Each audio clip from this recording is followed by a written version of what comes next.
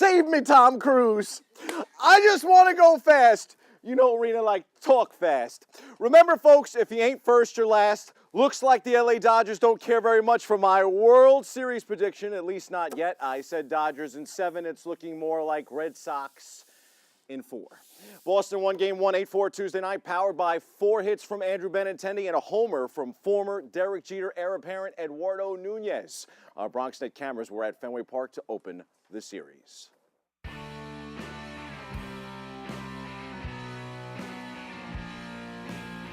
We're dictating their moves, but we feel that we got a few guys that they can hit lefties and righties. Steve Pierce, for example. They brought a righty for him, and we've been using Steve throughout the postseason against lefties and righties. So we stay with him. We feel like Rafi can hit lefties and righties. So I know they're going to go to that. They trust their bullpen and their matchups, but we trust our guys too. And you just have to be patient. You have to be patient. You know, we talked early today. He explained me what's the situation. He told me left-hander, he didn't go in his schedule. And how about I be prepared? 7, 8 innings late in the game. If they bring lefty for Dever. So that was the plan, and we did it. Had anyone let you know that you were the third Red Sox player with 4 hits in a World Series game? No. What do you think of that? I don't really care, honestly. I'm just glad we won. It starts with guys around you. Mookie getting on base, putting more pressure on the pitcher, and you got guys like Steve Pearson and JD behind me. It makes my job a little more easy.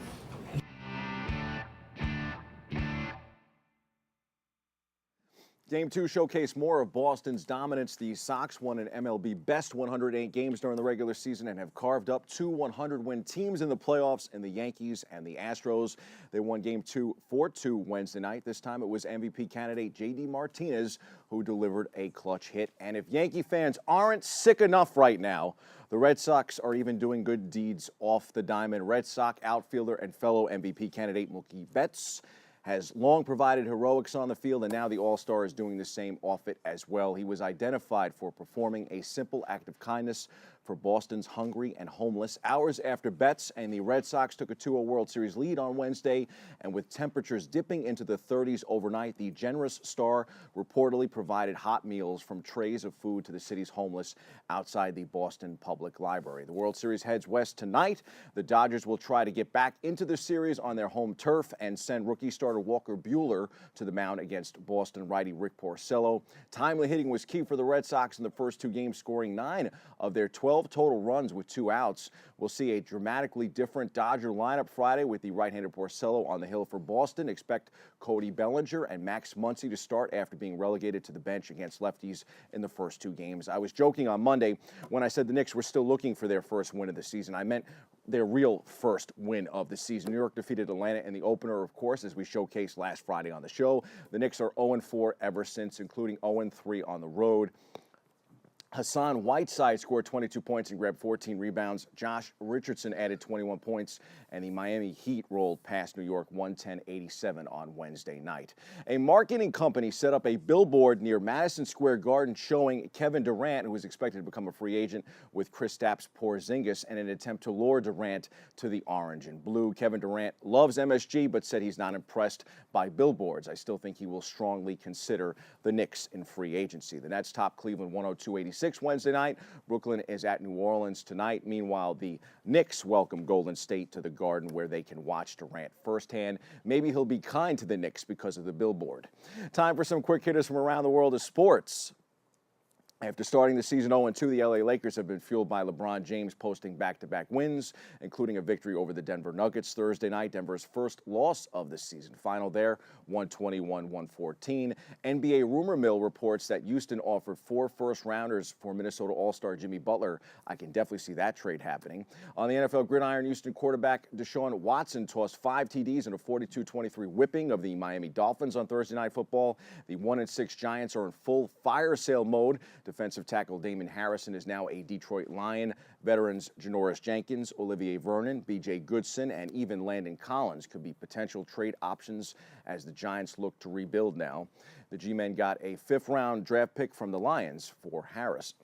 Giants coach Pat Shurmur said Tuesday he expects Eli Manning to remain the team's quarterback through the next week's trade deadline and the bye week coming up.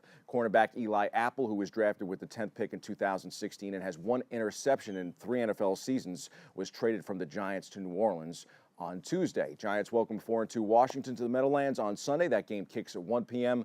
The 3-4 Jets will be in Chicago at 1 p.m. Sunday. On the ice, Chicago defeated the Rangers 4-1 Thursday night. Nashville skated past the Devils 4-3 in New Jersey, while the Islanders are gearing up for the Flyers Saturday night in Philadelphia. Sad news from IndyCar. Promising up-and-comer Robert Wickens, who was injured in a terrible crash at Pocono, is paralyzed from the waist down. Wickens took to social media to say that he's working on walking again.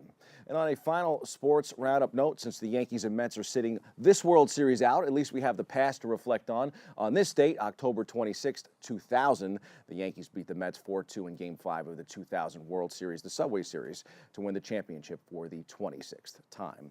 Those are the headlines. We hit the C-list for an interesting note on the World Series.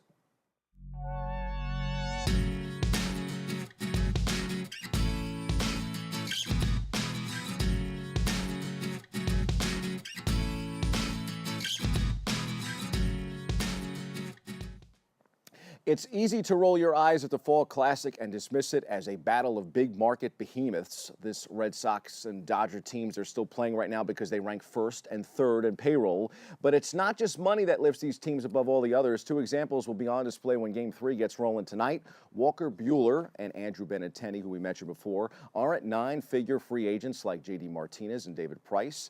They were Southeastern Conference rivals in college, blossoming in plain sight as the 2015 draft approached. And in Buehler's case, he was available to 23 other teams before the Dodgers selected him in the draft. Buehler will take the mound for Game 3 tonight. The Dodgers' best hope to dig out of a 2-0 World Series deficit. Benintendi with 4 hits in Game 1 and a key walk and ballet-like snag in left field in Game 2 is possibly halfway to a series' most valuable player trophy. Some cool facts for other teams hoping to win a World Series someday. Take note, Yanks and Mets. If you ain't first, you're last. That's your sports. Happy early Halloween. I'm Ricky Bobby C. Stay tuned.